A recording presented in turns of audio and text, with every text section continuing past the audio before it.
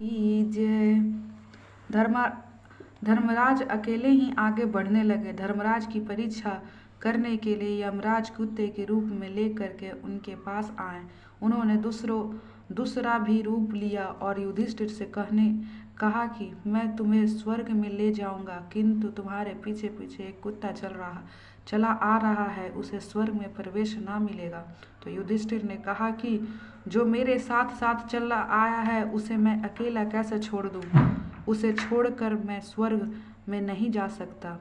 7 कदम साथ चलने वाला मित्र बन जाता है। धर्मराज संदेश स्वर्ग गए, तुकाराम भी सभी को राम राम कहते हुए स्वर्ग गए। तो आम ही जा तो आमाचुआ गावा, आमचा राम राम ध्यावा, अर्थात ऐसे कहते हुए वे स्वर्ग गए। मीराबाई भी संदेश स्वर्ग को गई थी। वे द्वारिकाधीश में संदेश समा गई थी, लीन हो गई थी। मेवाड़ में उनको बहुत कष्ट मिल रहा था, सो उन्होंने मेवाड़ छोड़ दिया। उनके जाने के बाद मेवाड़ बहुत ही दुख हुआ। वहाँ कई यवन आक्रमण हुआ। राणा जी ने सोचा कि मीरा फिर मेवाड़ आए तो देश सुखी हो। राणा जी के ब्राह्मणों को और भक्तों को भी मीरा को बुलाने के लिए भेजा। मीरा ने उसने कहा कि कल यदि मेरे द्वारिका नाथ की अनुज्ञा होगी मिलेगी तो मैं आपके साथ चलूंगी। अगले दिन मीरा ने दिव्य श्रृंगार किया। वे आतुर थी आज उन्हें अपने गिरधर गोपाल से, अपने प्राण प्रियतम श्री कृष्ण से मिलना है। मैं इस संसार में अब रहना नहीं चाहती, कृपा करो मेरे नाथ। कीर्तन के साथ साथ वो नृत्य भी करने लगी। आज उनके अंतिम कीर्तन था। द्वारिका नाथ के उनके अपने हृदय में लगा लिया। मीरा सहदेह द्वारिकाधीश में विलीन हो गई कि कृष्ण भक्ति में उनका शरीर इतना दिव्य हुआ था कि वह शरीर सहित कृष्ण में विलीन हो गई। आत्मा और परमात्मा का मिलन कोई आश्चर्य की बात तो नहीं, किंतु कृष्ण प्रेम जड़ शरीर भी चेतना बनता है और चेतना में विलीन हो जाता है। दिव्य पुरुष शरीर परमात्मा में जा मिलते हैं। प्रयाण और मरण में भेद है। अंतिम श्वास में नित्य क्रम करता रहे उसको प्रयाणाम कहा जाता है, और मलिन अवस्था में हाय हाय करता हुआ देह छोड़कर उसे मरण कहा जाता है। पांडव प्रभु के धाम में गए। उनकी मृत्यु उजागर हो गई क्योंकि उनका जीवन श्रेष्ठ था और शुद्ध था। उन्होंने अपने जीवन काल में कभी भी धर्म को नहीं छोड़ा था। धन की उपेक्षा धर्म श्रेष्ठ है। धन इस लोक में कुछ सुख देता है, कभी कभी दुख भी देता है, किंतु धर्म तो जीवन और परलोक दोनों में उजागर करता है। धर्म मृत्यु के बाद भी साथ साथ आता है। अब परीक्षित राजा करने लगे। उन्होंने धर्म के प्रजापालक किया। 3 अश्वमेघ यज्ञ भी करवाया। अश्वमेघ यज्ञ के साथ घोड़े को मुक्त से विचरण करवाया जाता है। वासना ही घोड़ा है, वासना कहीं बंधती ही नहीं। आत्मस्वरूप में विलीन होने पर ही वह प्रकोशित होता है। किसी भी विषय में वासना फंस न जाए, इसका ध्यान रखना जरूरी है।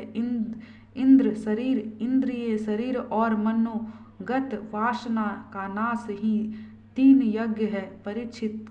परीक्षित ने यह 3 यज्ञ किए, चौथा यज्ञ बाकी थी। बुद्धिगत वासना का नाश हो सुखदेव जी जैसे श्रेष्ठ ब्रह्मनिष्ठ गुरु की कृपा से ही होता है। अतः चौथा यज्ञ अभी तक हुआ नहीं था। शुद्ध आचरण हो तो विचार शुद्ध होता है। जल शुद्धि और अन्य शुद्धि की मर्यादाओं का पालन से शुद्धि मिलती है। आचार शुद्धि रखो, सर्वेक्षाचारी का पतन होता है। परीक्षित के आचार अति शुद्ध थे, अर्थात धर्मशास्त्र कथित मर्यादा के अनुसार थे, सो उन्होंने कली पुरुष का प्रवेश ना हो सका। कली ने सोचा कि परीक्षित कुछ पाप करे तो मैं उसमें प्रवेश हो जाऊंगा। राजा के मन में पहले से ही प्रवेश करूं तो प्रजा में भी प्रविष्टि हो सकूं।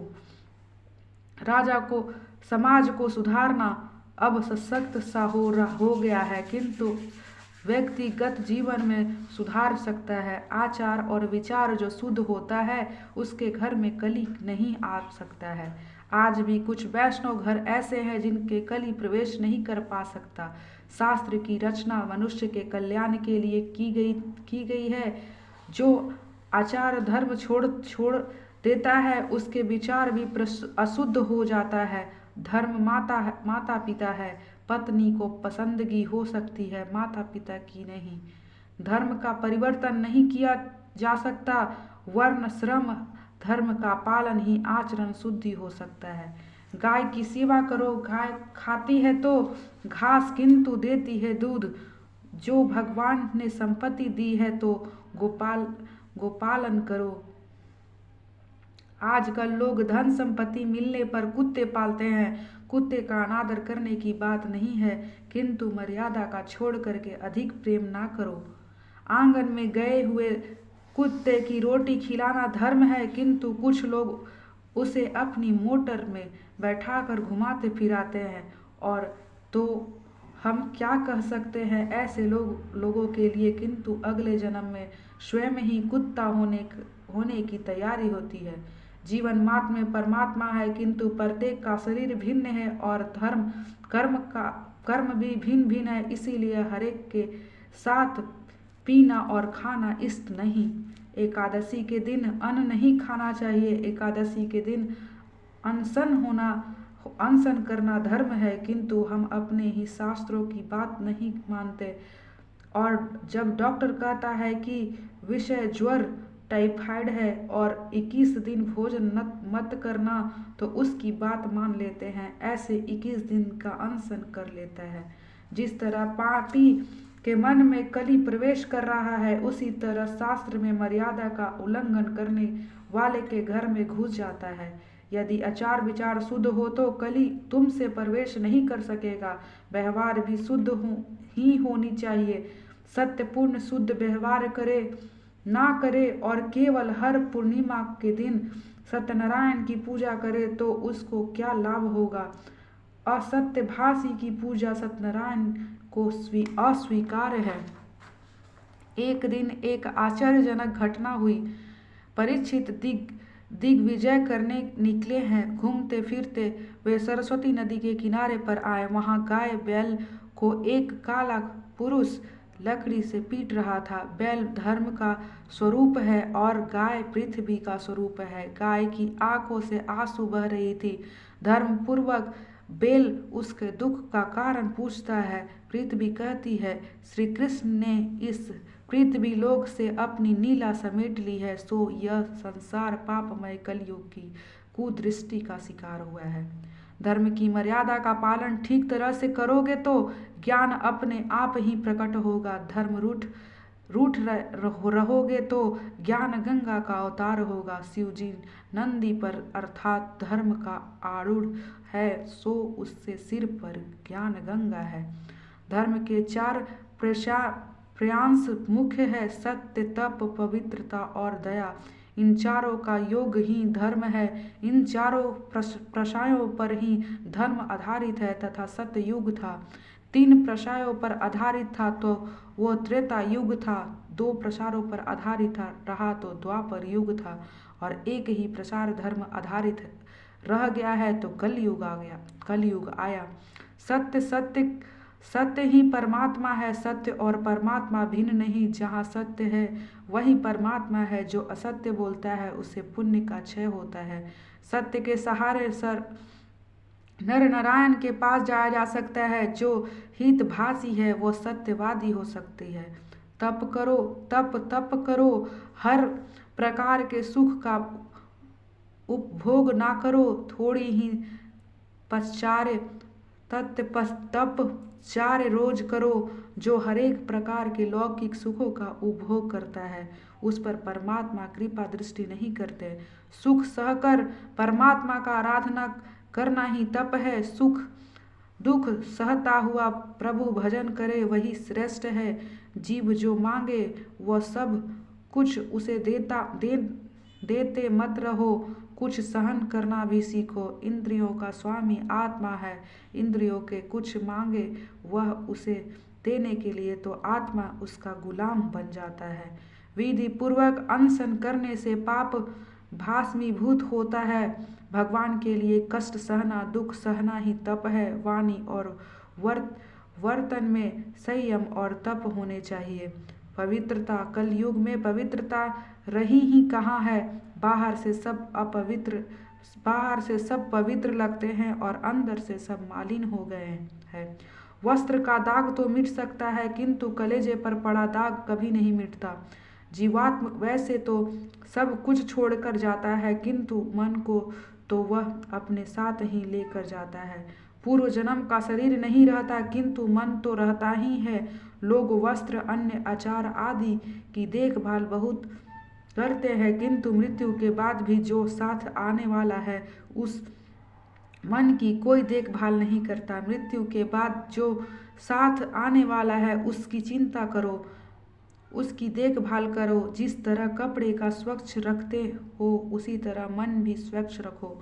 जिस तरह संसार व्यवहार निभाती हुई माता अपने बच्चे की देखभाल करती है, उसी तरह व्यवहारिक कर्म करते हुए भी ईश्वर के साथ संबंध बनाए रखो। हमेशा सोचते संभलते रहो कि अपना मन कभी ना बिगड़े। दया धर्म का चौथा प्रशाय है। दया श्रुति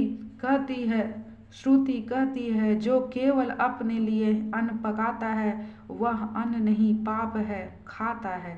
धर्म के इन 4 चरणों में सत्य सर्वश्रेष्ठ सर्वोपरि है। महाभारत में सत्यदेव की कथा है। लक्ष्मी चंचल है, वह किसी न किसी पीढ़ी के हाथों से चली ही जाएगी। एक दिन प्रातःकाल सत्यदेव जब जगा तो उसने अपने घर से एक सुंदरी को बाहर जाते हुए देखा। राजा को आश्चर्य हुआ। उसने स्त्री से पूछा कि वह कौन है। उसने उत्तर दिया कि उसका नाम लक्ष्मी है। मैं अब तेरे घर से जा रही हूँ। राजा ने अनुज्ञा दी। कुछ देर बाद एक सुंदर पुरुष घर से बाहर निकला। राजा ने जब उससे पूछा कि वह कौन है तो उसने कहा कि वह दान है। जब लक्ष्मी जी यहाँ से चली गई तो तुम दान कैसे कर सकोगे? सो मैं लक्ष्मी के साथ ही जा रहा हूँ। राजा ने उसे भी जाने दिया। फिर एक तीसरा पुरुष बाहर जाने लगा। उसने बताया कि वह सदाचार है। जब लक्ष्मी और दान भी ना रहे तो मैं रहकर क्या करूँगा? राजा ने उसे भी जाने की अनुमति दे दी। फिर एक और सुंदर पुरुष बाहर जाते हुए दिखा। पूछने पर उसने अपना नाम बताया कि वह यश है। वह बोला, जहाँ लक्ष्मी दान सदाचार ना हो वहाँ मैं नहीं रह सकता। राजा ने उसे भी जाने दिया। कुछ देर बाद एक और सुंदर युवक घर से निकल कर जाने लगा। पूछने पर उसने अपना परिचय दिया कि वह सत्य है। जब आपके यहाँ लक्ष्मी दान सदाचार और यश नहीं रह सकते तो मैं अकेला कैसे यहाँ रहूं? मैं भी उनके साथ जाऊंगा। तो सत्यदेव राजा ने कहा कि मैंने तो आपको कभी छोड़ा ही नहीं, फिर आप मुझे क्यों छोड़कर जा रहे हैं?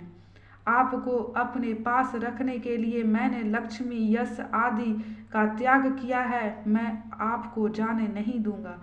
आप मुझे छोड़कर चले जाएंगे तो मेरे तो सर्वस्व लूट जाएगा।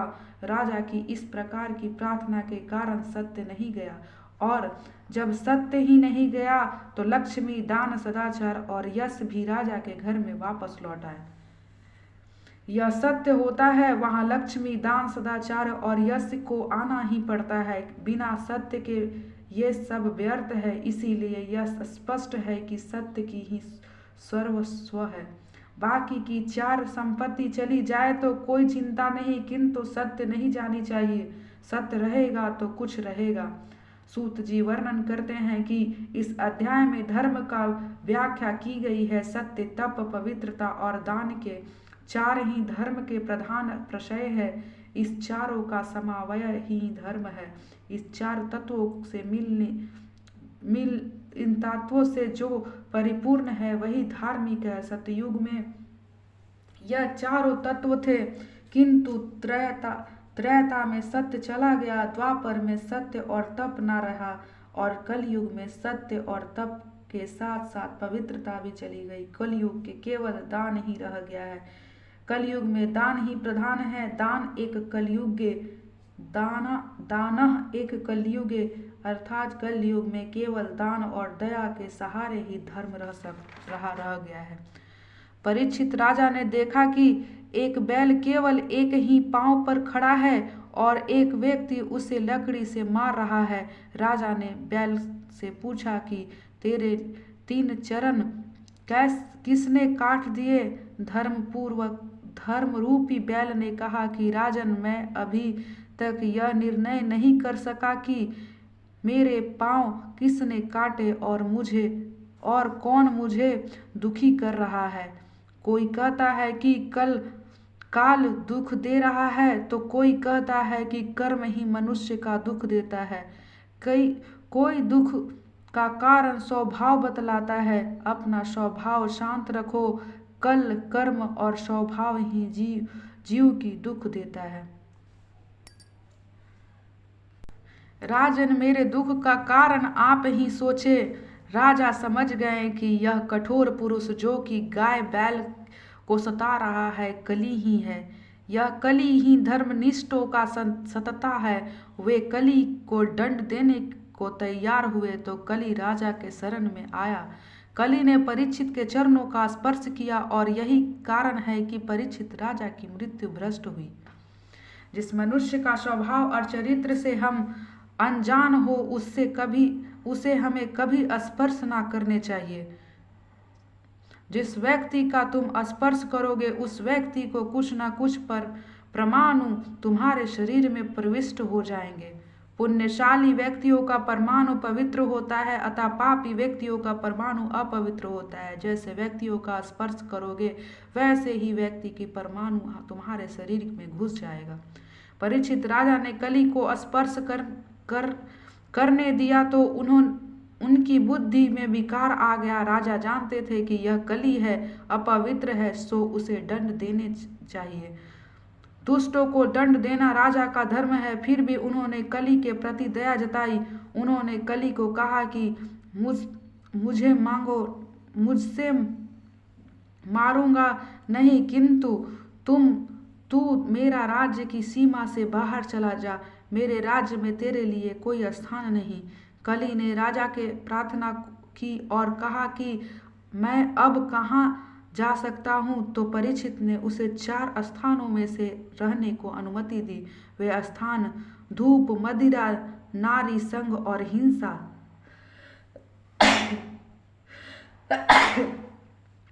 इन 4 स्थानों के क्रम असत्य, मद, आसक्ति और निम्रयादा, ये 4 अधर्म रहते हैं।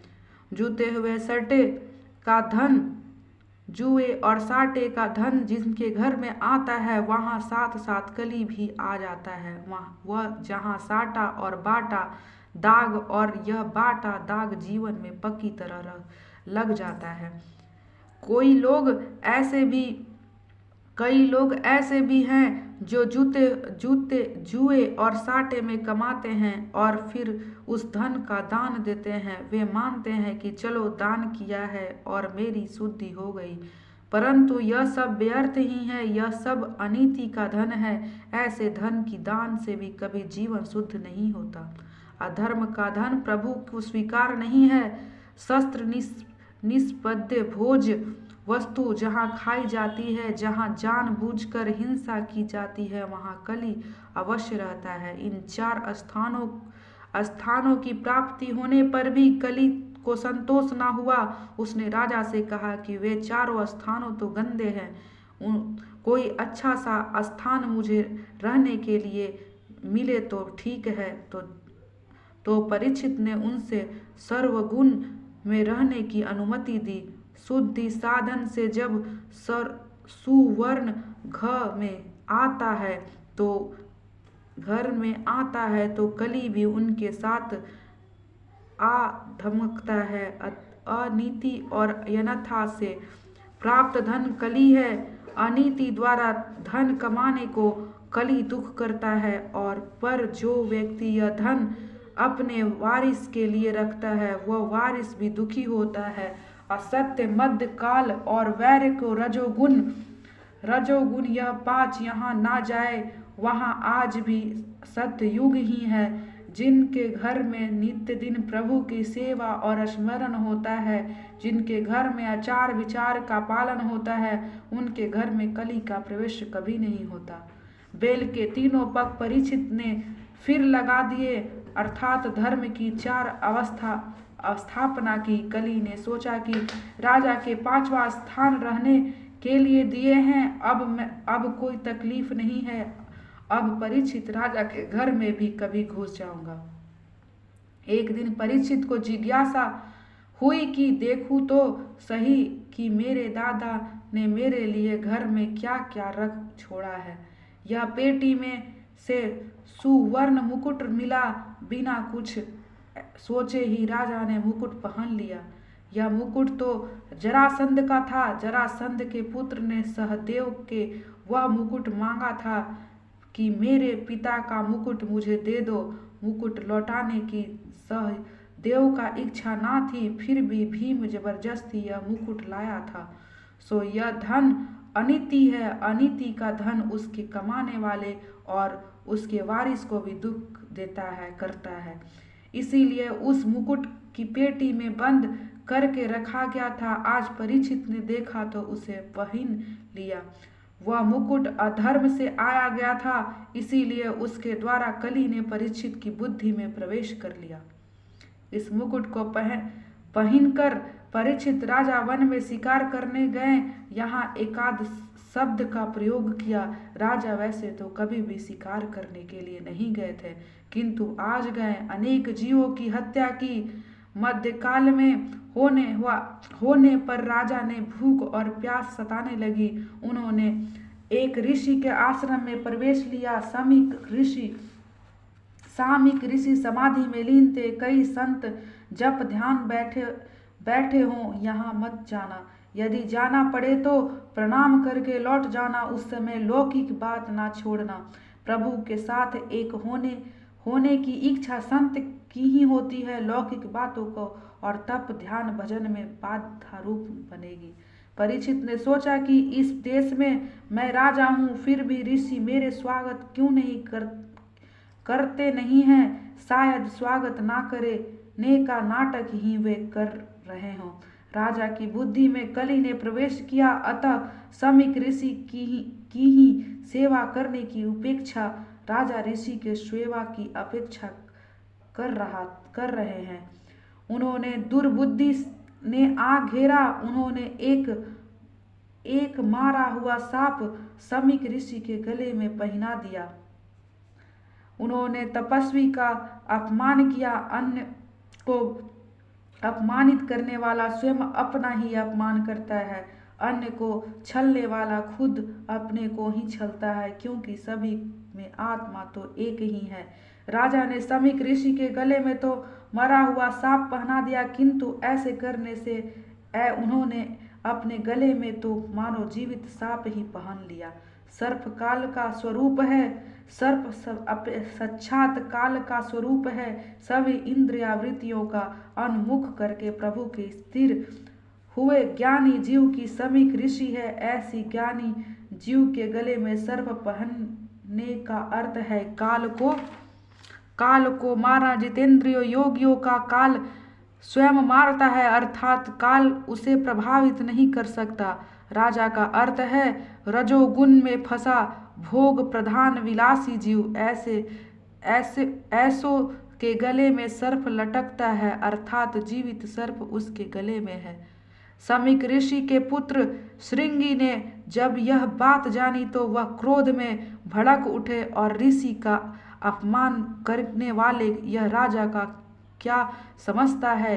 अपने मन में उसने सोचा कि ब्रह्म तेज जब भी जगत में विद्यमान है, मैं राजा का श्राप दूंगा। श्रृंगी ने श्राप दिया राजा को कि तूने तो मेरे पिता के गले में मरा हुआ सांप पहना दिया, किंतु आज के 7वें दिन ही तुझे तक्षक नाग डसेगा।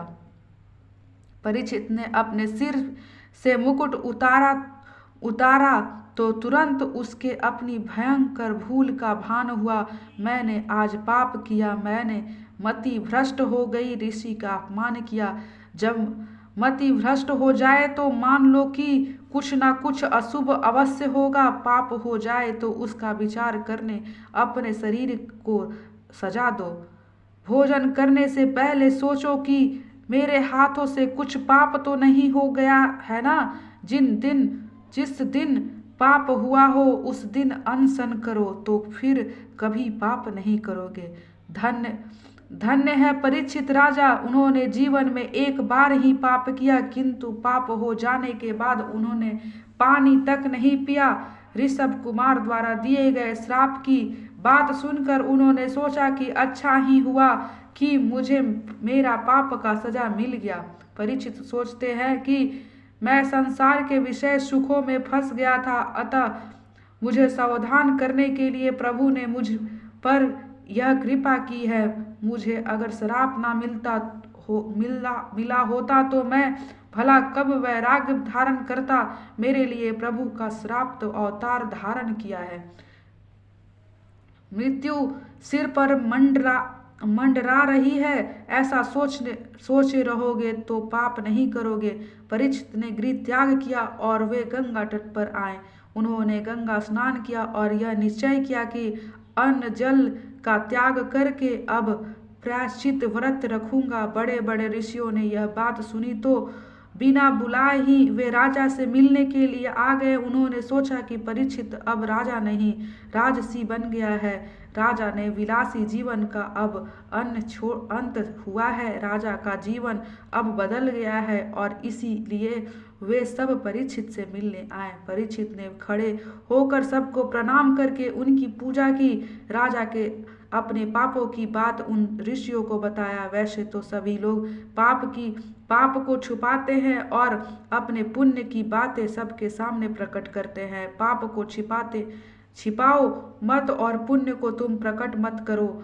समाज के सामने पाप स्वीकार पाप करने की आदत छूट जाती है। परीक्षित ने कहा कि मैंने पवित्र संत के गले में मरा हुआ सांप पहना दिया, मैं अधम हूँ, मेरे उद्धार कीजिए। मैंने सुना है कि पापी को यमदूत मारते पीटते ले जाते हैं, मेरे मरण सुधरे ऐसे कोई उपाय बताएं। मुझे डर लगता है, मैंने मरने की अभी तक कोई तैयारी भी नहीं की है। परीक्षित ने मृत्यु की वेदना का विचार किया। जन्म मरण के दुख के विचार के पाप छूटेगा। उन्होंने ऋषियों से कहा कि आप कुछ ऐसे करो कि 7 दिनों में मुझे मुक्ति मिल जाए। आसन मृत्यु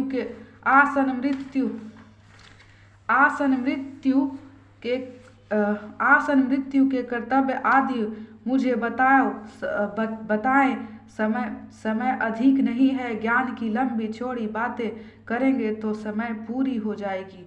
मुझे ऐसे बातें बताएं और मुझे ऐसे मार्ग बताइए जिससे परमात्मा के चरण में लीन हो जाऊं। मुझे ऐसी कथा सुनाना कि जिससे मेरी मुक्ति हो जाए।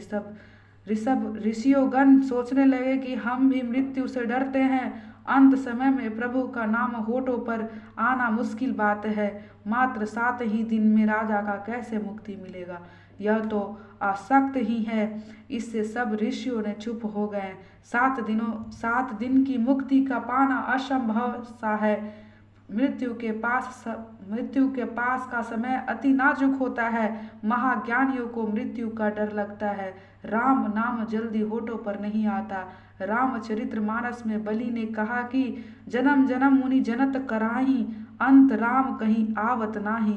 अर्थात कोई भी ऋषि राजा को उपदेश देने की तैयार ना था।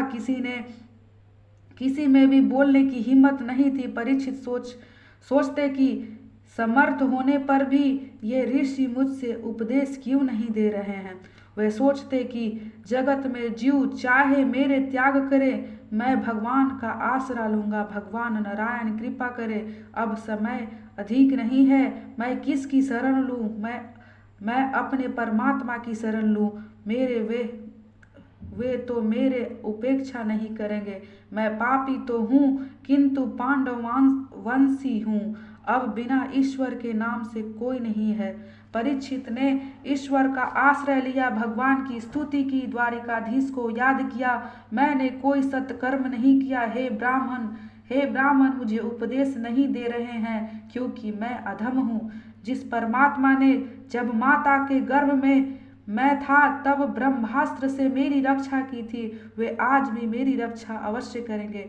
मैं पापी तो हूँ, किंतु भगवान का हूँ। नाथ, मैं आपका हूँ। दृष्टतमो यपि दयार्द हितो प्रिय, कृष्ण तवास्मि ना चरित्र परपसया। अर्थात हे द्वारिका नाथ, मैं आपकी शरण में आया हूँ। आपने जब मेरा जन्म उजागर किया है तो मृत्यु भी सुधारिए। परमात्मा ने सुखदेव जी को प्रेरणा दी कि वहां जाओ, शिष्य योग्य है। परीक्षित का जन्म सुधारने के लिए द्वारिकानाथ स्वयं आए थे, किंतु मुक्ति देने के अधिक केवल शिव जी को है। इसीलिए भगवान शिव जी से कहा। सो भगवान शिव जी ने अवतार सुखदेव जी को वहां पधारा। संहार का काम शिव जी का है, अतः परीक्षित की मृत्यु को सुधारने के लिए सुखदेव जी पधारे। सुखदेव जी दिगंबर थे, वासना का व्रज छूट गया था। 16 वर्ष की अवस्था में कमर पर ना तो मेखला था और ना ही लंगोटी। आजुन बाहु थे, वक्ष स्थल विशाल थे, दृष्टि नासिक और अग्रभाग वह स्थिर थे। मुख पर बालों की लटें बिखरी हुई थी। वर्ण कृष्ण की भांति श्याम और तेजस्वी भी था। सुखदेव जी जब बालक धूल उड़ा रहे थे, नागा बाबा चला, किंतु सुखदेव जी मानो यह सब कुछ जानते ही नहीं है। वृत्ति ब्राह्मण कर है, वे ब्रह्मचित्त करते हुए देह में अभान हो गए हैं। परमात्मा के ध्यान में जो देह भान भूलता है, उसके शरीर की देखभाल परमात्मा स्वयं करते हैं। सोचते हैं कि इसे देह की जरूरत नहीं, किंतु मुझे तो है। चारों ओर प्रकाश फैल गया। सूर्य नारायण तो कहीं धरती पर उतरे नहीं है ना।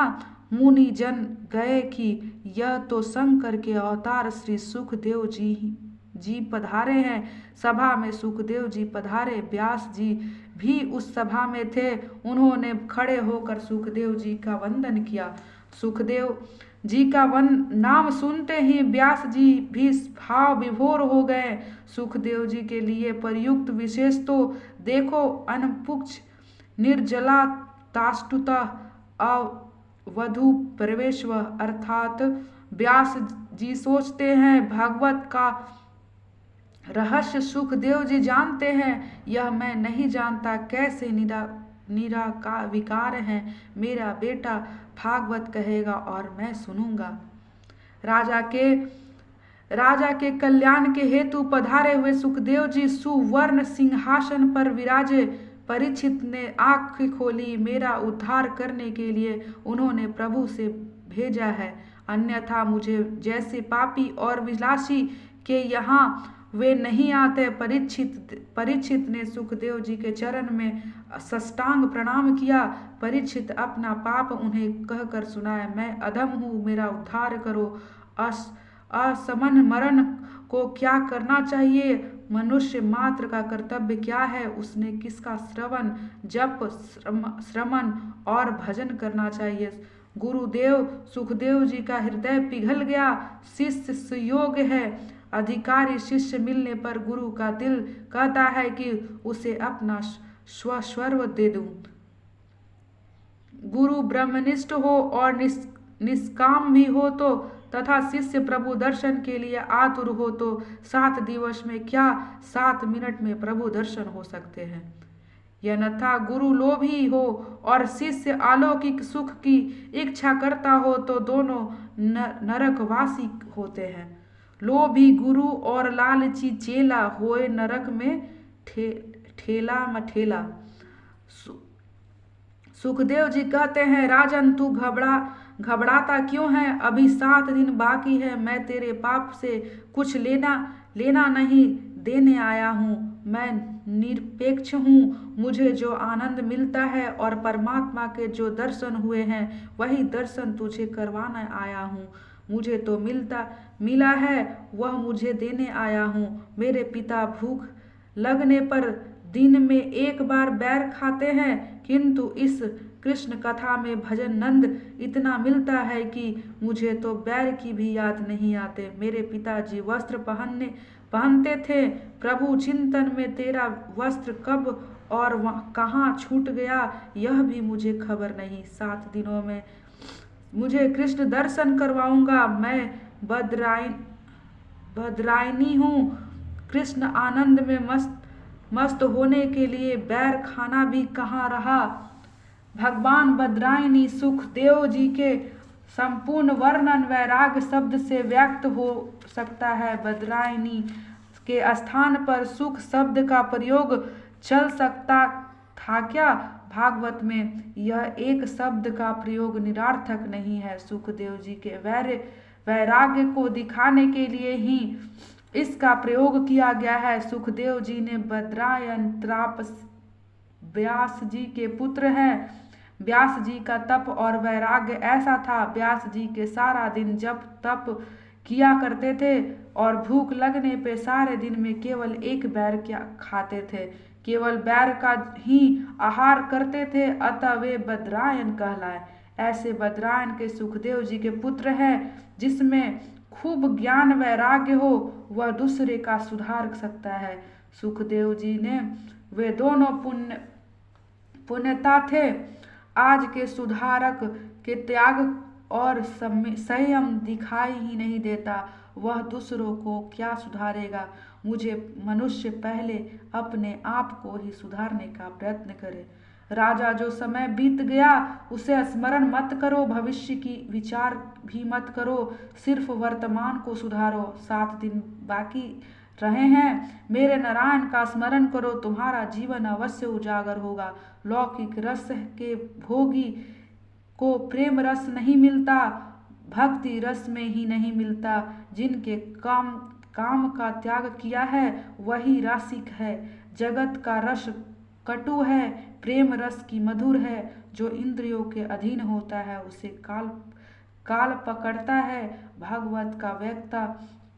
भागवत का वक्ता सुखदेव जी जैसे होने चाहिए।